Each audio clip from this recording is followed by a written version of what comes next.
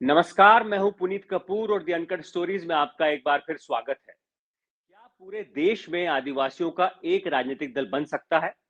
इस सवाल ने सियासत के गलियारों में तब जोर पकड़ा जब हाल ही में पूर्वोत्तर के राज्यों में तमाम आदिवासी नेताओं ने अपनी पार्टी का विलय करके एक पार्टी बनाने का ऐलान किया। वहां के राज्य छठी अनुसूची में आते हैं, तो जानकारों ने सवाल पूछा कि क्या पांचवी अनुसूची के राज्यों में भी यह संभव है कि तमाम आदिवासी पार्टियां आपस में विलय करके एक राजनीतिक दल बना लें। इसी सवाल पर हमसे बात करने के लिए हमारे साथ मौजूद हैं गोंडवाना गणतंत्र पार्टी के राष्ट्रीय अध्यक्ष और छत्तीसगढ़ की पाली तानाखार सीट से विधायक तुलेश्वर सिंह मरकाम साहब। मरकाम साहब, बहुत बहुत स्वागत है आपका अनकट स्टोरीज में। Thank you sir. सर, सवाल मेरा आपसे धन्यवाद सर। शुरुआती यही है कि क्या आपको लगता है हाँ, कि पूरे देश में आदिवासियों का एक राजनीतिक दल बन सकता है या होना चाहिए? क्या आपकी सोच क्या है इस पर? आपकी क्या प्रतिक्रिया? माननीय देखिए, हमारे साथ तो शुरुआत से छलावा हुआ। जब देश आजाद हुआ तब भाषावार राज्यों का गठन हुआ। मराठी बोलने वाले को मराठा मिला, कन्नड़ बोलने वाले को कर्नाटक मिला, पंजाबी बोलने वाले को पंजाब मिला, बंगाली बोलने वाले को बंगाल मिला, और गोंडी भाषा बोलने वालों को क्या गोंडवाना मिला। 1 नवंबर 1956 को भाषावार राज्यों का गठन हुआ और तमाम, चाहे महाराष्ट्र हो, छत्तीसगढ़ प्रांत हो, मध्य प्रदेश प्रांत हो, ये तमाम जगह गोंडी भाषा बोली आज भी बोली जाती है। उसके बाद भी गोंडवाना राज्य नहीं दिया गया, ये सबसे बड़ा छलावा हमारे साथ हुआ, यहाँ के गोंडी भाषी वालों के साथ, गोंडवाना के साथ। इसलिए दादा हीरा सिंह मरकाम ने गोंडवाना गणतंत्र पार्टी बनाई है ना। गोंडवाना कोई जातिवाचक नहीं, स्थानवाचक है। स्थानवाचक, कोई स्थानवाचक, इस गोंडवाना भूमि, इस गोंडवाना धरती का नाम है, उसके नाम से पार्टी हमने बनाई है। दादा हीरा सिंह मरकाम जी ने पार्टी जो बनाई है किसी जाति के नाम से नहीं बनाई है, इस जी। भूमि के नाम से बनाई है। और सबका स्वागत है गोंडवाना गोंडवाना गणतंत्र पार्टी पर।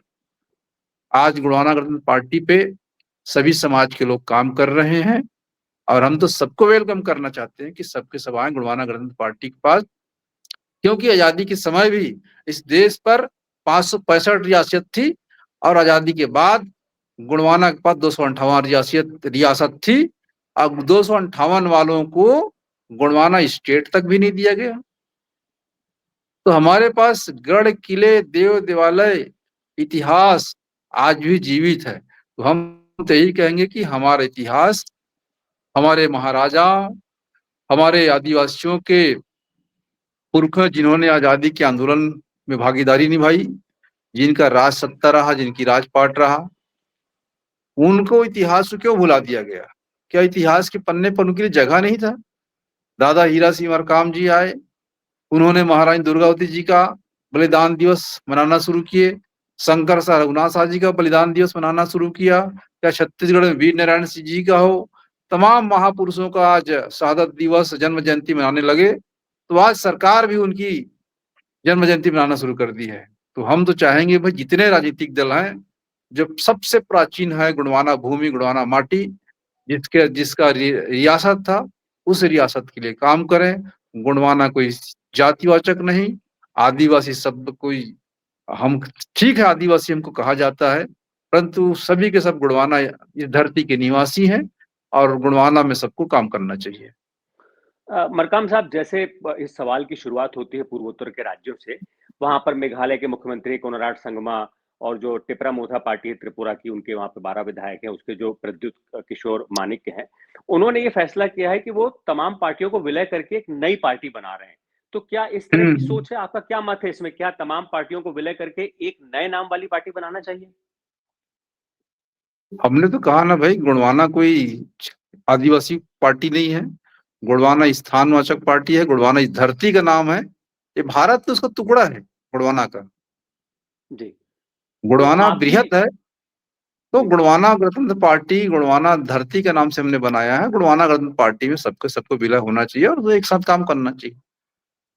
अच्छा, आपकी हम तो बात यही कह होती रहे है हैं। जो भारत आदिवासी पार्टी के सांसद हैं राजकुमार रोत, या फिर झारखंड मुक्ति मोर्चा के हेमंत सोरेन, या गुजरात के छोटू भाई वसावा, या फिर जयस में यहाँ पे लोकेश मजालते, इन लोगों से बात होती है आपकी? नहीं, हमारे हमारे जो संस्थापक रहे हैं उनसे बातचीत होती रही है, दादा हीरा सिमर काम जी से, सभी से, मगर अभी मेरी कोई बात नहीं हो रही है ना।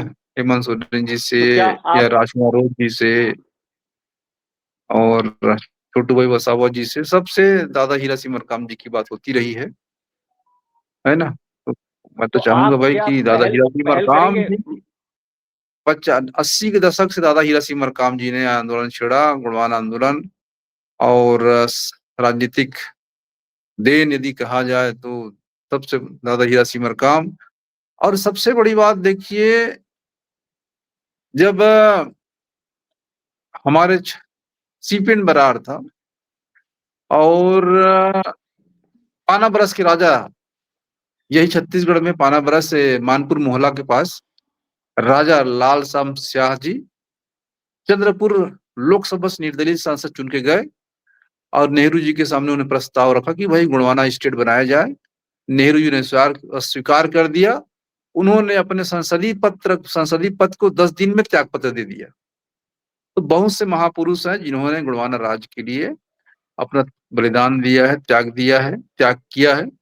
तो हम तो चाहेंगे भाई कि गुणवाना का स्वाभिमान जगे और सबके सब गुणवाना गणतंत्र पार्टी में काम करें, और निश्चित रूप से एक होना चाहिए। और उसका जो है समयबद्ध तरीके से, समय जैसा आएगा उस परिस्थिति पे हम लोग बातचीत करेंगे।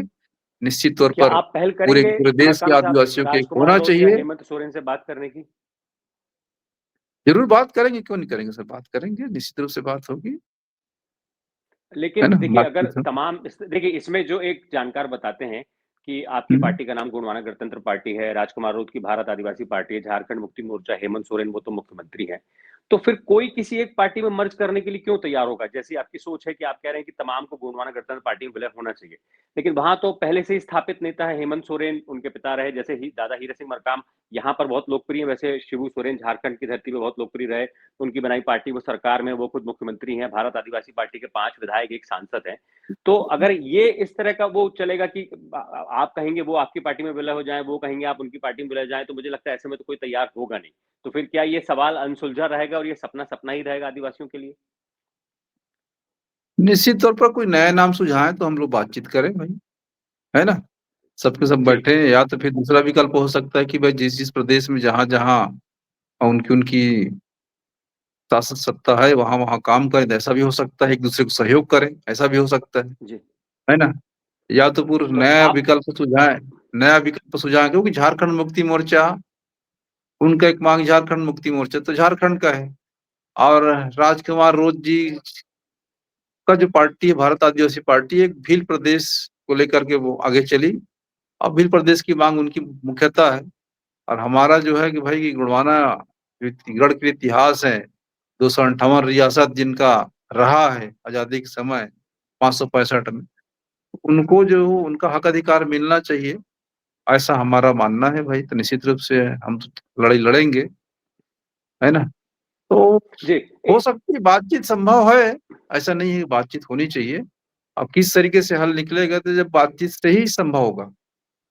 मैं बहुत जल्द राजकुमार रोज जी का भी इंटरव्यू करने वाला हूं, तो मैं आपसे पूछता हूं कि क्या आप बातचीत की पहल की शुरुआत आप करेंगे, या फिर आपके रेफरेंस के लिए मैं उनसे आपकी तरफ से सवाल पूछूं, क्या चाहेंगे आप? देखिए, बातचीत तो हमारे जो पार्टी के नेता हैं और भी हैं प्रदेश के राष्ट्रीय के, वो बातचीत राजकुमार रोज से कर ही रहे हैं, ऐसा नहीं है।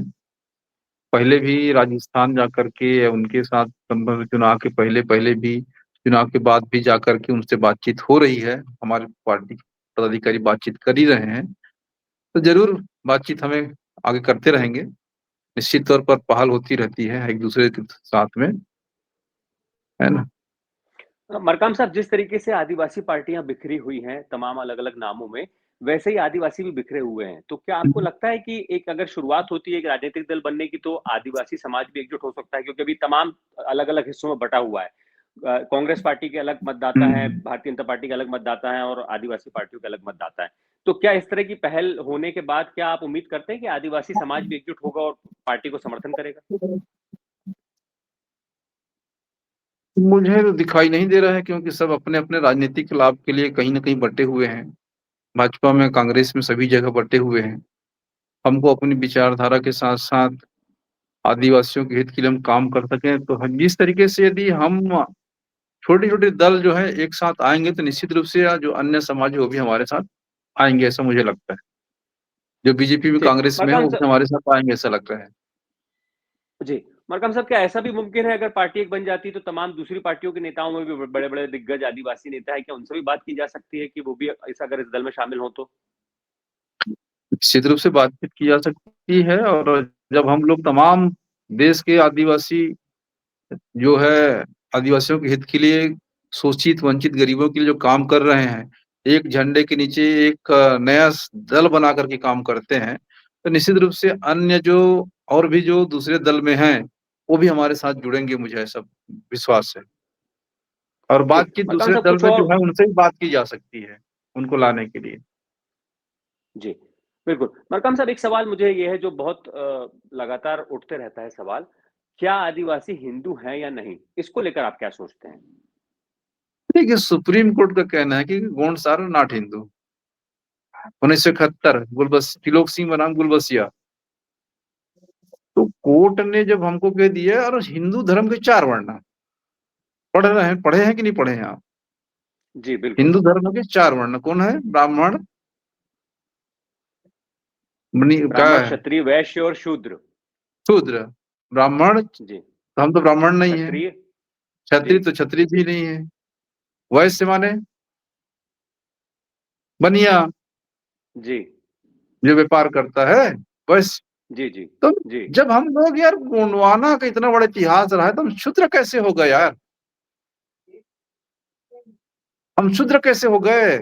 राजपाट करने वाले लोग, ना तो हम ब्राह्मण है, ना तो हम क्षत्रिय है, ना तो वैश्य है, ना शूद्र है। तो हम गोंड हैं, इसलिए हम हिंदू नहीं हैं, क्योंकि वो हिंदू धर्म के 4 है ना।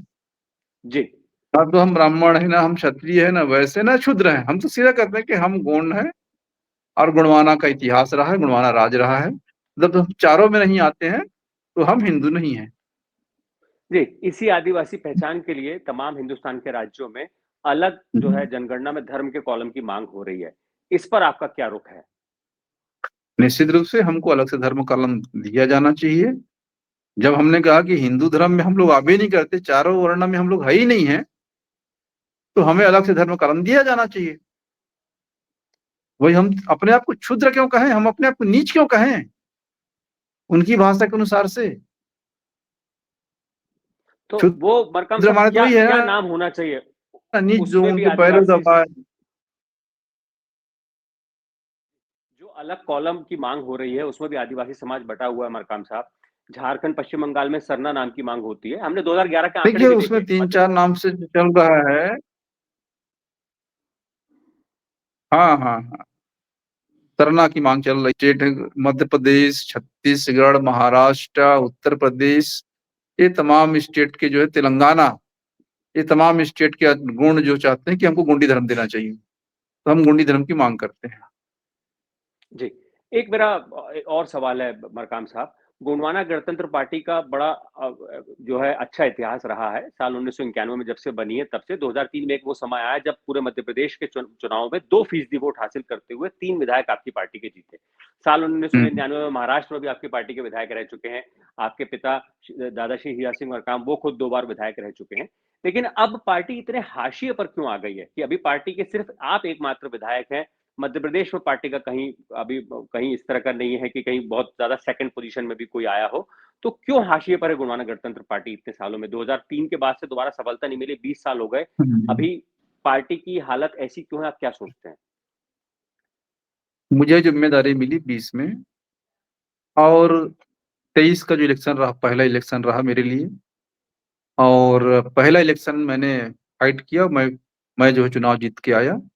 निश्चित रूप से पार्टी का जिम्मेदारी मिलने के बाद पहला जो मेरा रिजल्ट रहा है, छत्तीसगढ़ की विधानसभा में मेरा पदार्पण हुआ।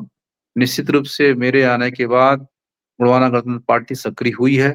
आने वाले समय पर मध्य प्रदेश में विधायक भी होंगे, छत्तीसगढ़ में और भी संख्या बढ़ेगी। और संगठनात्मक रूप से हम लोग मजबूत होते जा रहे हैं और लगातार हमारा जो है ग्राउंड लेवल पे काम चल रहा है। निश्चित रूप से बीच में कमजोर हुई थी और मैं मानता हूँ कि भाई दादा हीरा सिंह मरकाम जी एक सामाजिक व्यक्ति थे, सबको साथ लेके चलते थे और जिस दिन चुनाव होता था उस दिन चुनाव लड़ते थे। बाकी पूरी तरीके से रचनात्मक काम करते थे। समाज स्वावलंबी हो, समाज को रोजी-रोजगार मिले, समाज संगठित हो, ये तमाम उनकी समाज शिक्षित बने, समाज नशा मुक्ति की ओर जाए।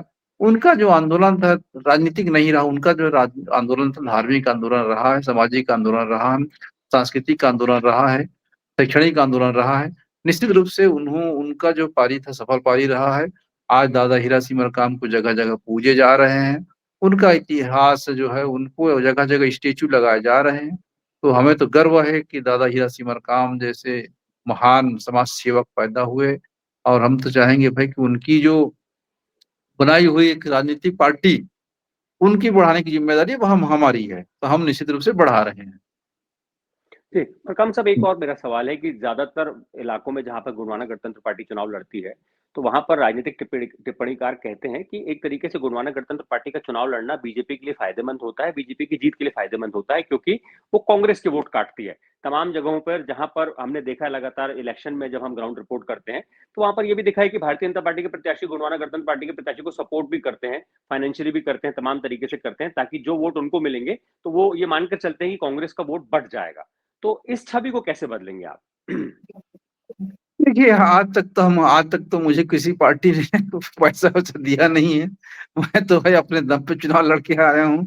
अपना घर की पूँजी लगा के मैं चुनाव जीत के आया हूँ। और इस तरीके से राजनीति से वो छुड़ते रहते हैं कि जिसको जो हारती है, वो जो चुनाव हारने वाली है, वो ज़रूर इस तरीके से टीका-टिप्पणी इस तरीके से ब्लेम लगाने काम करते हैं। हम तो गोंडवाना गणतंत्र पार्टी अपने कारवां को आगे बढ़ाने के लगे हैं। उसमें अभी जो है हम कांग्रेस को हराने में लगे हैं। कल के डेट में हम भाजपा को भी हराने वाली पार्टी बन के रहेंगे।